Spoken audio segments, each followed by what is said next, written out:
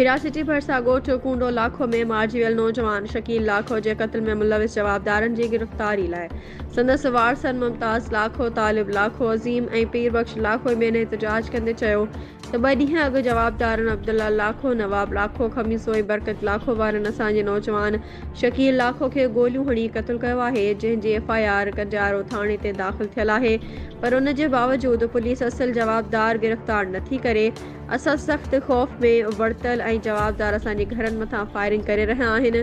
हुननि चयो त जवाबदारनि खे हितां जे बाअसर वॾेरनि जी सपोर्ट आहे ऐं जवाबदार बाअसरनि जे उताक ते वेठल आहिनि। असांखे जान खां मारण जूं धमकियूं ॾेई रहिया आहिनि।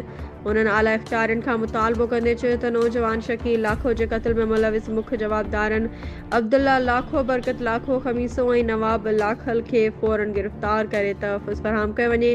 रिपोर्ट मंजूर मलिक, ब्यूरो चीफ, नौशेरो फिरोज़।